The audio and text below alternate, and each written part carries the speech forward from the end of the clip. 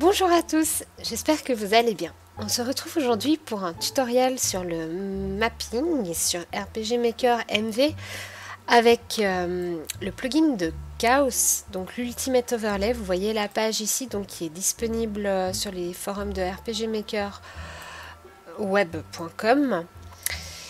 Et on va voir un peu comment l'utiliser. Donc apparemment il existe depuis longtemps, moi je l'ai découvert que tout récemment et c'est vraiment un plugin génial. J'utilisais pas ça moi pour faire de l'overlay mapping avant et celui-là a vraiment des fonctionnalités extrêmement complètes et très simples d'utilisation.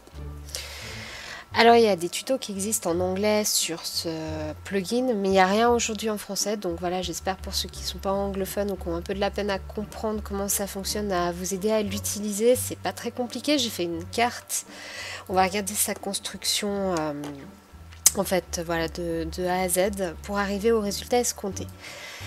Donc sur la page de Chaos ici, vous trouvez un peu donc, la dernière version. Et puis il y a un correctif aussi à ajouter, ainsi qu'un peu comment ça fonctionne, qu'est-ce que c'est que le parallaxe mapping, quelques PNG que vous pouvez télécharger en fait pour vous permettre là typiquement de faire le brouillard, puis quelques explications et puis à la fin il met les correctifs. Voilà, il y a des liens vers des vidéos qui sont par contre en anglais pour utiliser ce plugin. Voilà, donc une chose qui est importante en JavaScript, et surtout quand on charge des modules, c'est que déjà les scripts et les commandes sont case sensitive, ça veut dire que les majuscules et les minuscules sont importantes.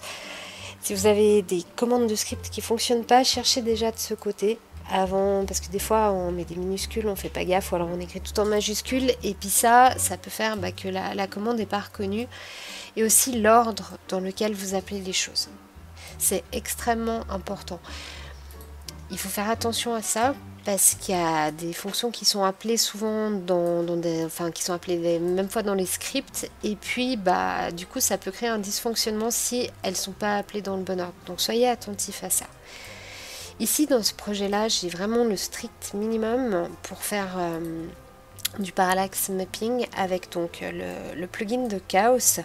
J'ai aussi, vous voyez là, le Terax Lighting qui c'est un plugin qui permet de faire des effets de lumière comme un peu une lampe de poche ou des torches, donc on va pas avoir ça en détail aujourd'hui, mais c'est un plugin qui est très bien aussi et qui marche avec celui de Chaos, parce que quand on fait du parallaxe mapping, il y a plein de plugins qui ne fonctionnent pas avec. En fait, on peut vite arriver à avoir des conflits et c'est embêtant quand on s'est lancé dans un projet puis qu'on a envie d'une nouvelle fonctionnalité, finalement d'être bloqué à cause de problèmes de compatibilité de script. Voilà, donc pour le plugin de Chaos, donc je vous mettrai le lien pour pouvoir le télécharger. Vous le prenez, vous le téléchargez et ensuite vous venez le mettre dans les modules. Donc tout simplement vous allez le coller, vous venez dans ouvrir fichier.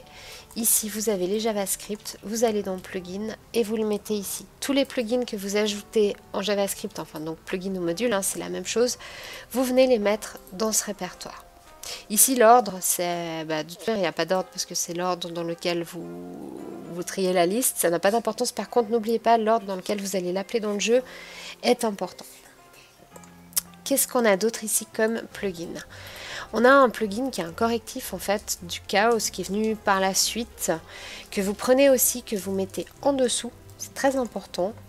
Et ici, il y a un paramètre, donc quand on double-clique sur la ligne du module, ça nous ouvre en fait une petite fenêtre où on a donc le nom du truc, enfin du module, si le statut, donc on peut l'avoir ajouté mais vouloir le désactiver temporairement ou pas temporairement, c'est statut on et statut off.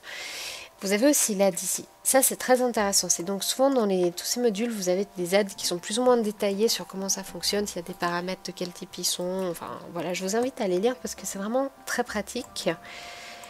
Et ici donc les paramètres et vous pouvez leur mettre des valeurs. Donc dans le cas du KSU Parallax Smoothing, vous mettez ça à false. Et enfin, le dernier qu'on a, c'est le Regions Restrictions, qui ça permet en fait dans le cadre du parallaxe mapping de dire là tu peux aller, là tu peux pas marcher, donc de délimiter des zones. On verra ça dans un second temps.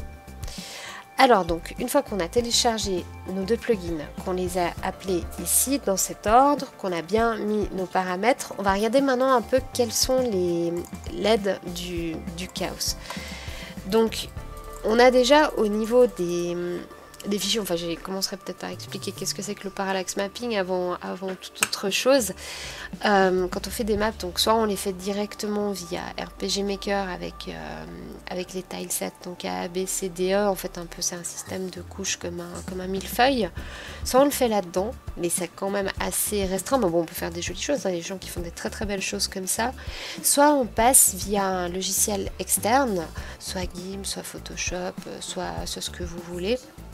Pour ma part, ce sera Photoshop. Et là, vous avez vraiment la possibilité de placer vos objets où vous les voulez, de faire autant de couches que vous voulez. Parce que le problème du mapping dans RPG Maker, c'est que les tiles font 48 par 48, donc on peut poser un objet que sur un tile en fait. On ne peut pas le mettre entre deux, ou on ne peut pas se permettre de faire des superpositions d'un même tile au même endroit, c'est un peu restrictif. Donc voilà, dès qu'on a envie de sortir un peu de cette limitation, on passe à l'overlay mapping et c'est ça en fait. C'est vraiment construire des couches et puis arriver à des cartes avec des effets de lumière. Après ça peut aller très loin, mais ça permet vraiment une créativité qui n'a pas de limite. Et puis bah, ça commence à me connaître, moi j'aime bien ça. Voilà, alors il va falloir donc ranger ces différentes couches d'images dans des répertoires. Donc ici on a un paramètre qui s'appelle Organized Folder, qui veut dire que les dossiers sont organisés, donc c'est ce que j'ai fait. Si on met ça à True, qui veut dire vrai, il va falloir organiser ces images dans les bons répertoires. On va regarder après quelles sont les images en détail.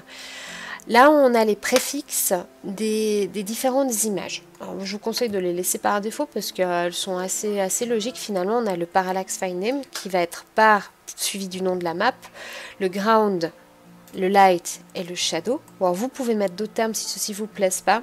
Mais si vous les changez ici, pensez à les changer aussi dans le nom de vos photos. Hein. Les settings, donc ça moi j'ai tout laissé par défaut, donc il y a l'opacité de la lumière, QuickSart, j'ai pas regardé en détail ce que c'était, voilà c'était à true. Le bush region, ça permet en fait de mettre des tiles qui sont de l'herbe, et après en utilisant le YEP, la région asset sera donc dédiée à ces bushes, ce qui permet de mettre de l'herbe en fait sur le personnage.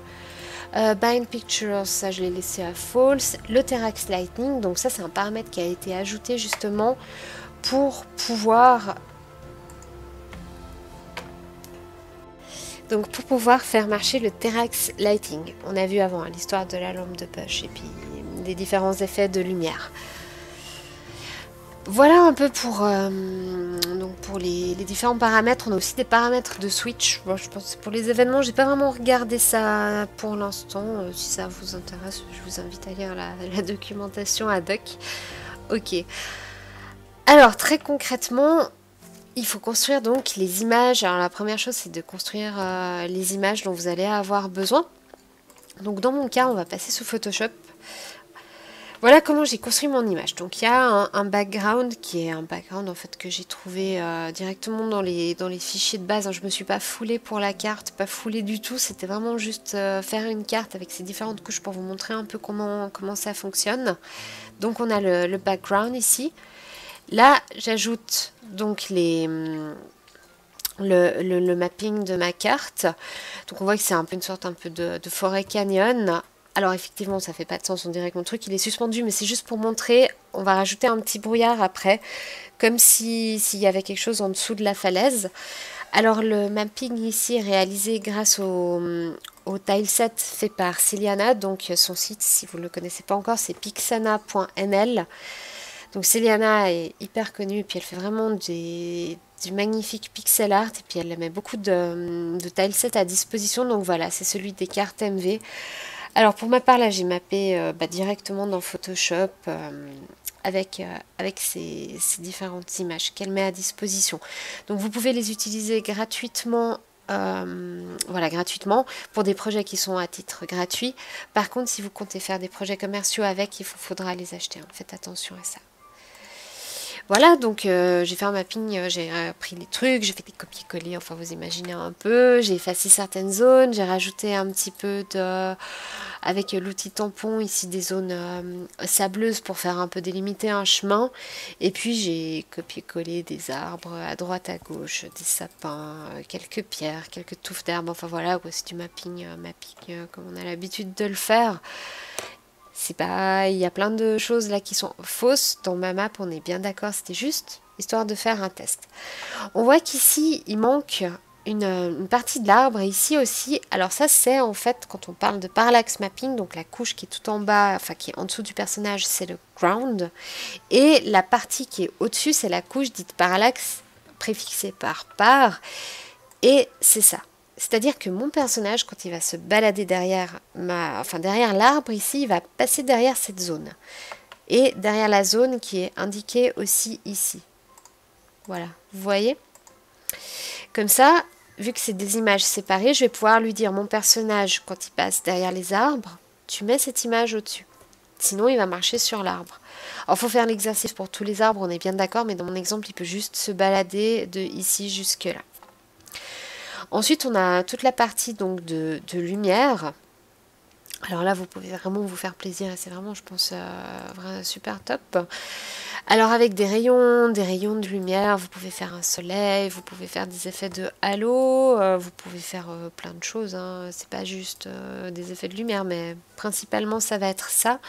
Il y a aussi un layer qui est dédié aux ombres préfixé, enfin qui s'appelle le shadow, que j'ai pas utilisé ici, puis que c'est vrai que c'est pas quelque chose que j'ai l'habitude de faire, mais il existe et si vous en avez besoin, vous pouvez le faire. C'est pour délimiter des ombres en plus que celles que vous pourriez déjà faire au niveau du ground ou au niveau du parallaxe. Alors dans le cas ici des lumières, pour avoir des effets comme ça de rayons, si jamais il y a vous prenez des brushes, donc vous pouvez télécharger, vous trouvez un peu partout des brushes pour Photoshop ici. Dans ce cas-là, et puis là, j'en ai téléchargé, je sais plus de qui, mais j'ai tout plein d'effets de lumière en fait, et c'est des brushes qui ont déjà forme un peu de soleil, il faut se mettre sur un calque, voilà, visible. Vous pouvez après faire tourner et puis mettre des couleurs différentes. Vous pouvez faire des fondus d'image, jouer aussi avec l'opacité. Ça permet d'avoir des très beaux effets de transparence plus naturels. Et n'oubliez pas de rester toujours subtil, pas de trucs trop forts ou trop voyants parce que c'est pas joli. Donc toujours essayer de rester subtil si vous y arrivez. Voilà, donc voilà le résultat final. Et puis ici, j'avais envie justement pour masquer un peu cet effet, parce que là c'est juste très moche, d'ajouter un petit effet de fog, voilà, localisé, donc principalement centralisé ici, j'ai laissé un peu de trois effets là, donc pour faire les fogs, donc cet effet de nuage, c'est tout simple, vous créez un calque ici, et vous allez dans filtre, rendu et nuage, ce qui crée en fait cette espèce de calque avec des nuages, donc les couleurs qui sont prises par défaut sont les couleurs ici, mais vous pouvez faire un fog par exemple pour une mer qui serait un peu dans les tons bleus ou pour un marécage dans des tons verts, enfin voilà, je vous laisse imaginer toutes les possibilités que vous avez. Et puis du coup j'ai ajouté ici un masque pour cacher les zones que je voulais enlever, voilà, et puis j'ai pris ça avec un brush avec une opacité réduite pour pas que ça coupe de manière trop brusque, hein, parce que souvent le brouillard comme ça va être très dense à un endroit, puis après enfin son opacité va s'enlever au fur et à mesure. Voilà un peu la map qu'on va construire. Donc une fois que vous avez fait ça dans Photoshop, donc essayez de faire des groupes, de toujours bien nommer vos calques, ça c'est important, c'est des habitudes qui vont vous permettre de gagner du temps par la suite. Vous allez enregistrer vos différents calques. On va commencer par enregistrer le calque de lumière. Donc si vous avez bien rangé tous vos calques, vous décochez tout ce qui n'est pas lumière. Et vous vous retrouvez donc avec un calque qu'on ne voit pas très bien parce que le fond est transparent, toujours le fond transparent, hein, très important, qui ne contient que l'effet de lumière. Donc là on voit que c'est un effet de soleil qui part en haut à gauche avec quelques rayons en jaune qu'on voit ici. Alors vous l'enregistrez, fichier enregistré sous, vous le mettez en PNG, c'est très important, et puis vous venez l'enregistrer donc dans votre répertoire de jeu sous images, overlays, et là si vous avez coché là le paramètre qu'on a vu tout à l'heure là qui disait directories je sais plus quoi, Donc, que vous avez créé des répertoires correspondants. Parce que si vous ne créez pas des répertoires dédiés, vous mettez tout dans un seul répertoire. Puis si vous avez beaucoup de cartes, ça devient vite le foutoir en fait. Là, c'est quand même vachement mieux. Donc, un répertoire qui va s'appeler Fogs, les noms sont très importants. Donc, dans Images, vous créez un répertoire qui s'appelle Overlays. Et à l'intérieur d'Overlays, vous en créez un qui s'appelle Fogs pour les brouillards. Grounds pour donc tout ce qui est en dessous du personnage, Lights c'est les lumières, Bars c'est le parallaxe, c'est ce qu'on a vu tout à l'heure, c'est par exemple les arbres qui vont se trouver sous le paysage au moment du mouvement, et Shadows pour les ombres. Donc dans Lights, on va retrouver l'image que j'ai enregistrée juste avant, qui est ici. Donc je l'ai enregistrée tout à l'heure avec un effet un peu plus rouge, c'est pour ça que le fond n'est pas tout à fait transparent, mais bon, c'est kiff, ça revient au même. Et là, j'en avais déjà une autre. Une autre chose qui est importante, si vous utilisez le parallaxe de type automatique, parce qu'il y a deux manières après d'appeler les parallaxes, on va regarder ça, c'est il faut que donc votre photo s'appelle Light, c'est les raccourcis qu'on a vus tout à l'heure, suivi du numéro de votre carte, qui est un numéro unique. Et ça, vous le trouvez où? Si vous revenez dans RPG Maker, que vous allez donc sur votre carte et que vous faites éditer, ici vous avez un numéro d'ID.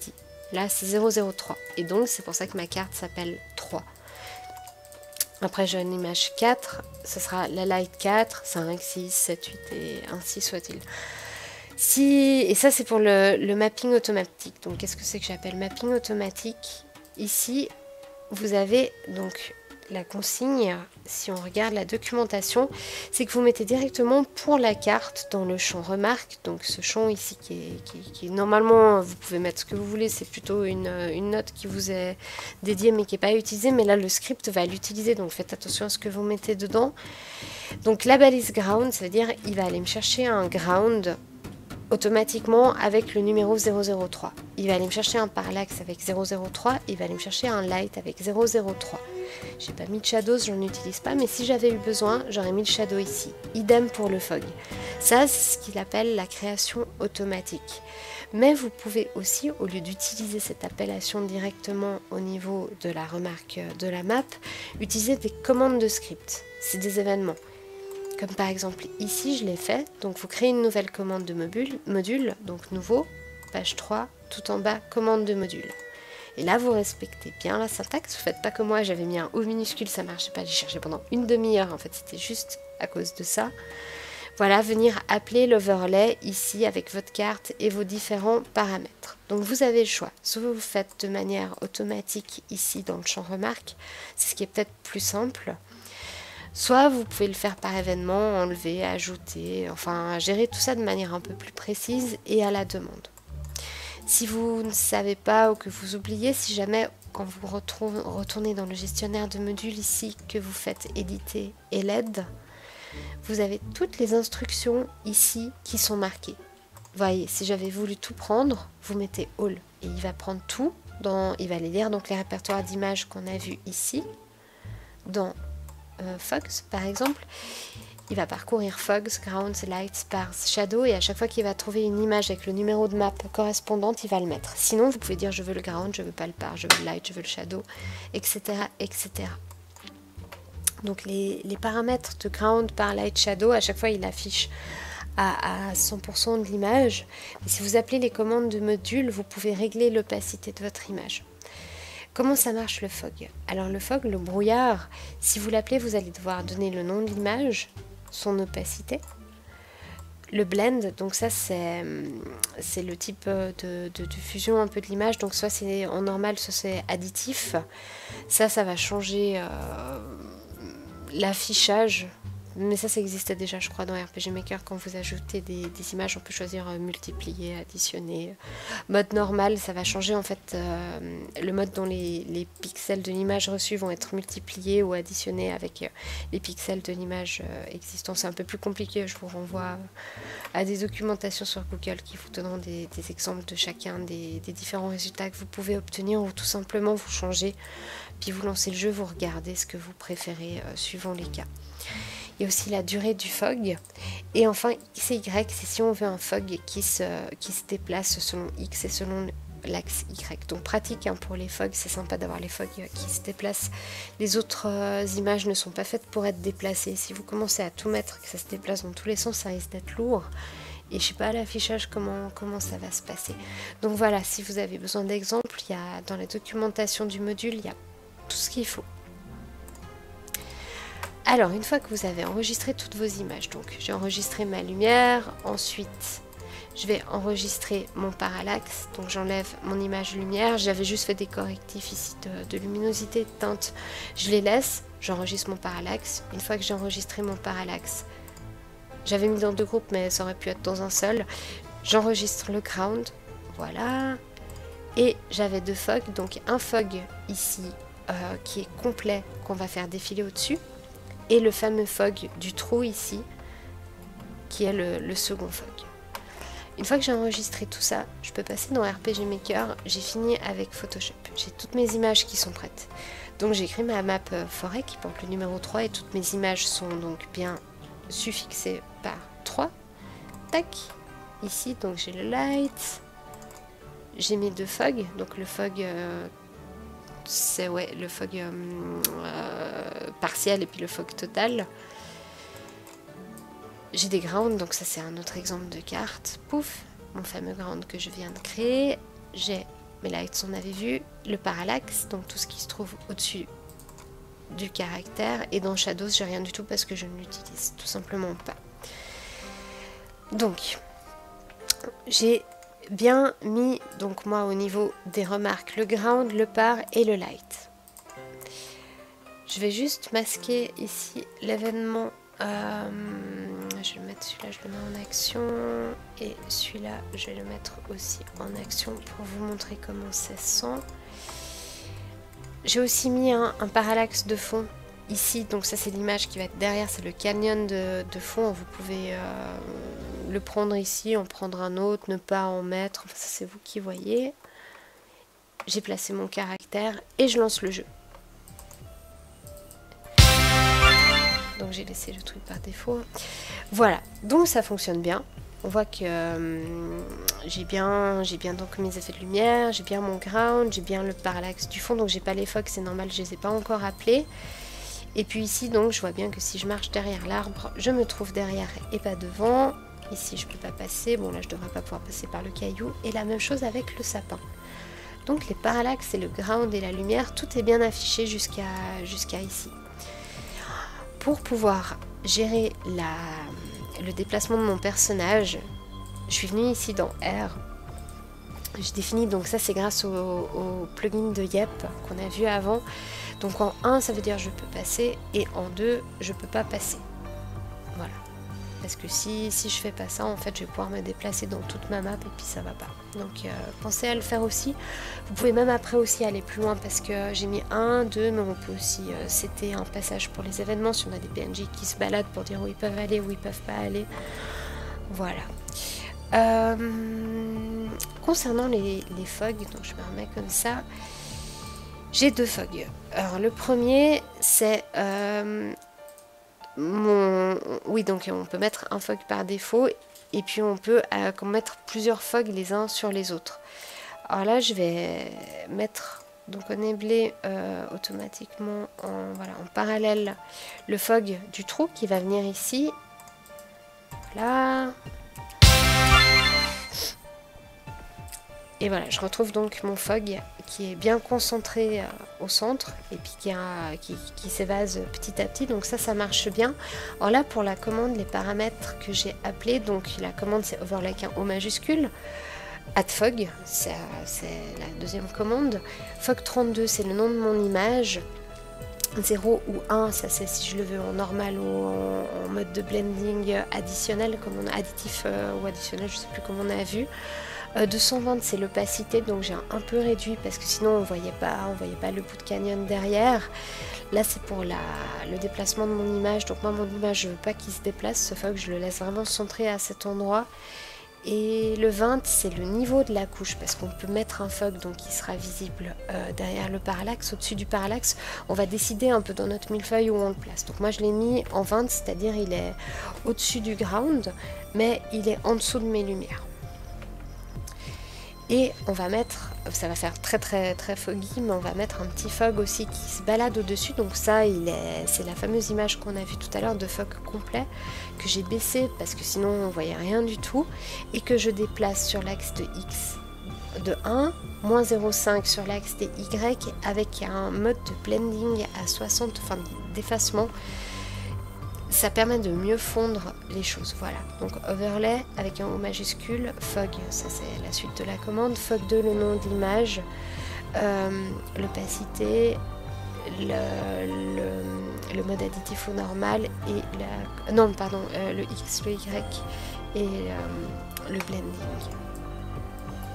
Et je relance, et là je vais avoir un brouillard qui se balade. J'ai pas mis unenable. Si. Ah non, c'est l'autre, je l'ai pas remis, ah oui. Voilà, je le remets en parallèle, et là, il va se lancer. Et on va avoir un fog qui se promène au-dessus de lui. Voilà. Ça le fait. Donc on voit qu'il se déplace doucement, et puis c'est vraiment bien. Donc ce plugin est vraiment extrêmement complet, ça marche bien, c'est pas compliqué, les commandes elles sont assez intuitives, et puis ça permet de mettre vraiment beaucoup de couches d'images. Alors comme toujours, évitez d'en mettre trop, de faire des images trop lourdes, parce que ça va vraiment alourdir après le jeu. Là sur une carte on voit que ça va, il n'y a pas de lag, on n'a pas eu de message de loading au début du lancement de la carte. Donc ça fonctionne super bien. Je peux vous montrer aussi un exemple de carte ici que j'avais fait pour un muséum.